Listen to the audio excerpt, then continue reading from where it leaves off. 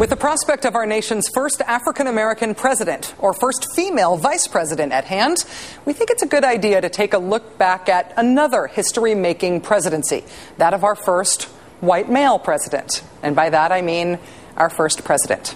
Gather round. It's story time. Tonight's story comes from the book More Information Than You Require, the latest in fake trivia from the illustrious, mysterious, enigmatic, and very good-looking John Hodgman. We pick up the story after an effort has been launched to make General George Washington King of America. But Washington would not be king. He was at once a Virginian aristocrat and a toothless farmer. And so the nation would find in him the compromise they sought, a bewigged half-sultan whose powers would be carefully checked and balanced by those of Congress and the Supreme Court, but who would all the same wear white pancake makeup and have hemophilia. John, you make up great stuff. Oh, I didn't make any of it up, though. That's largely true. They did. There was a movement to make a king of America, you know. There's just enough true in the book to be very alarming with things like that. That's true. I aim to alarm. It's very nice to see you. It's nice to see you, too. You did a wonderful reading. Will you read on my book tour? I would love to, because actually. I would like to stay home.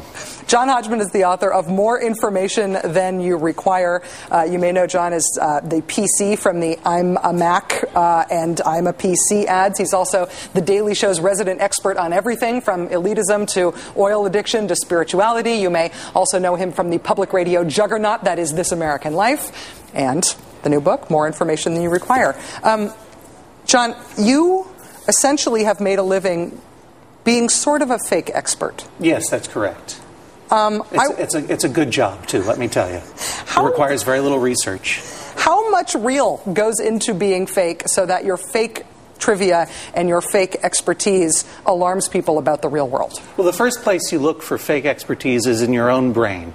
All of the half-truths and received wisdom that have sort of gotten in there through people telling you things that aren't true and stuff you maybe learned in school, like legends, for example, about George Washington chopping down a cherry tree. That was the beginning of fake expertise in this country. It was all a complete fabrication by Parson Weems' fake biography, which is now part of the American biography, as it were. So you start by just thinking, what is it that I think I know? And then you say that with a very straight face. And often it's just bogus, of course. And then when you run out of fake stuff in your own head, that's when you turn to the internet, of course.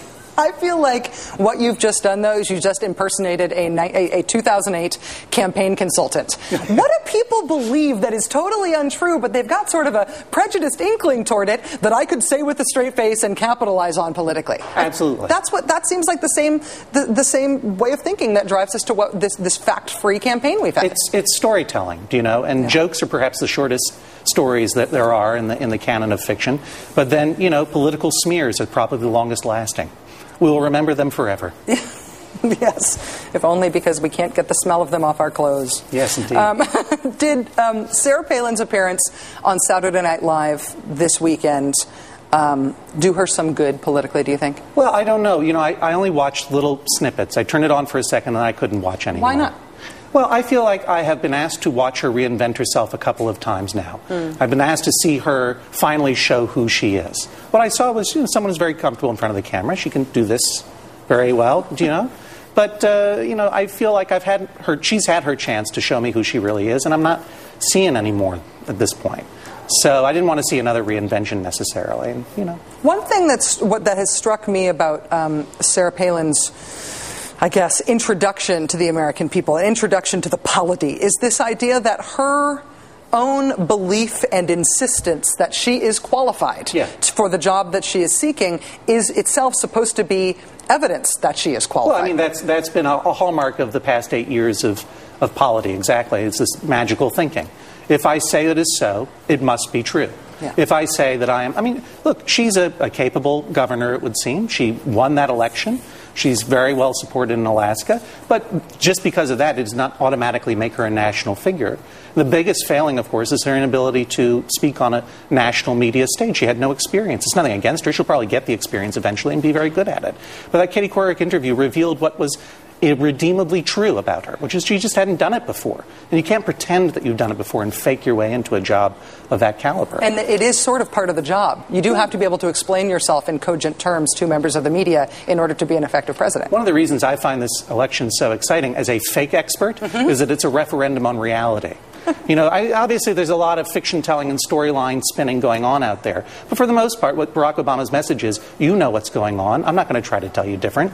And in the meantime, you have the other campaign, quite surprisingly, tossing out conspiracy theories, from the top of the campaign, which has happened forever, of course, but never really from the presidential and vice presidential candidates so strongly. Because you have to believe Barack Obama must really love terrorists, and any reasonable person knows it's not true.